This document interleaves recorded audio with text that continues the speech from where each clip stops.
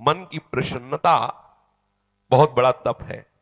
हर समय मन को प्रसन्न रखना बहुत बड़ी साधना है, बहुत बड़ा लाभ है जिसका हर समय मन प्रसन्न रहता है। जानते हो किसका मन प्रसन्न रहता है? जिसका मन प्रभु से अपनापन कर लिया है। मन को सदैव प्रसन्न रखना है तो भगवत संबंध से ही मन प्रसन्न रह सकता है। यह मन चंचल क्यों रहता है, अशांत क्यों रहता है? ये जितना विषयों का चिंतन करेगा, जितना नाशवान परिवर्तनशील वस्तु व्यक्ति स्थान का संबंध स्वीकार करेगा, उतना ही जलेगा, उतना ही अशांत रहेगा, उतना ही चंचल रहेगा। त्यागाच्छांति अनंतरम, जितना ऐसा वस्तु व्यक्ति स्थान का राग त्याग करेगा उतना ही शांत हो जाएगा, उतना ही आनंदित हो जाएगा, उतना ही प्रसन्न हो जाएगा। मना प्रसादः, यदि आप मन को प्रसन्न करना चाहते हैं तो किसी भी व्यक्ति वस्तु स्थान का इसे संबंध न रख ले पावे, ये सावधानी रखना।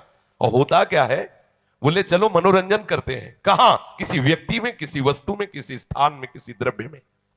होता क्या है, मनोरंजन होता नहीं, एक नई जलन, एक नई चिंता, एक नई कामना, एक नई वासना, एक नया फसाव। चले थे आनंद लेने और फंस गए। हमारा मन प्रसादः, मन प्रसन्न कब होगा? बहुत ध्यान की बात है।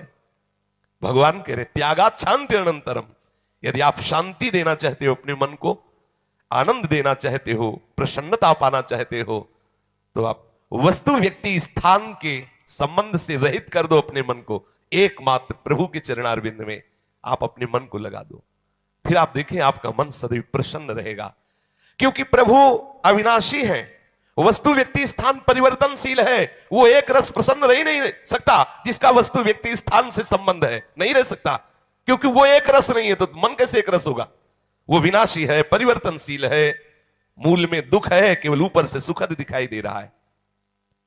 मन में अशांति, दुख, क्लेश, बंधन का कारण है किसी वस्तु व्यक्ति स्थान से अपनापन कर लेना।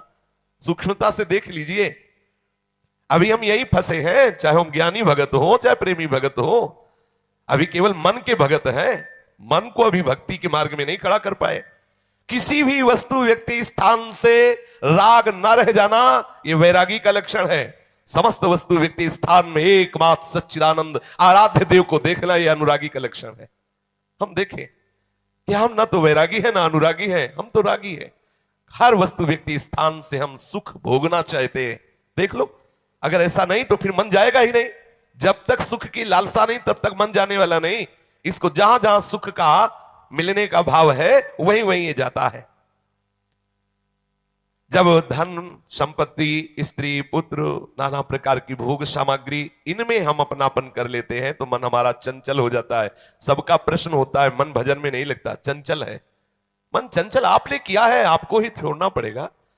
आपने वस्तु व्यक्ति स्थान से संबंध कर लिया है, वो चंचल, परिवर्तनशील, नाशवान, वही लक्षण मन को आ रहे हैं। वो आप अविनाशी प्रीतम से अपना संबंध कर लो, देखो कितना आनंद मन में रहता है, कितनी प्रसन्नता रहती है मन में।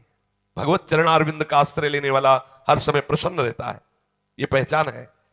भारी से भारी विपत्ति में भी उसका हृदय आनंदित रहता है, क्योंकि विपत्ति संपत्ति बाहरी बात है। वो जिस आनंद में मगन है वहां न विपत्ति का, न संपत्ति का, दोनों का प्रवेश नहीं, न हर्ष न शोक का। इसलिए मना प्रसादः, साधक ध्यान दे संतुष्टः येन केनवा। हर परिस्थिति में मन को प्रसन्न करना सीखे, प्रसन्न रखना सीखे। परिस्थिति में प्रसन्न तभी रह सकते हैं जब भगवत चरणारविंद का आश्रय नहीं। कभी परिस्थितियां किसी को चैन नहीं लेने देती, कभी संयोग, कभी वियोग, कभी हर्ष, कभी शोक, कभी अनुकूल, कभी प्रतिकूल, कभी मान, कभी अपमान, इसी द्वंद में हम पिसते रहते हैं। तो मन कहां प्रसन्नता का अनुभव कर पाता है? मन की प्रसन्नता के लिए सांसारिक वस्तु, व्यक्ति, परिस्थिति, देश काल, घटना आदि को लेकर के हम अपनापन, अहम करके उसे ना माने। जैसे ये व्यक्ति मेरा है, ये वस्तु मेरी है, ये स्थान मेरा है, ये अमुक अमुक मेरे। अब आपका मन प्रसन्न नहीं रहेगा, जलेगा, शांत रहेगा।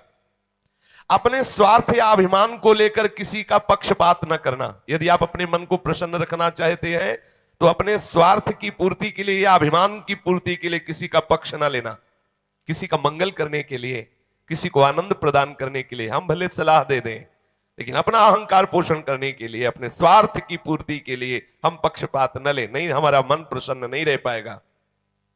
मन को सदा दया भाव से युक्त रखे, क्षमा भाव से युक्त रखे, दूसरों को कैसे हम सुख पहुंचावें ऐसे मननशील बने। सदैव सुख देवे को चाव चित सब सोहित निष्काम, सबको सुख पहुंचाऊं लेकिन किसी से सुख पाने की लालसा ना हो, मन प्रसन्न रहने लगेगा।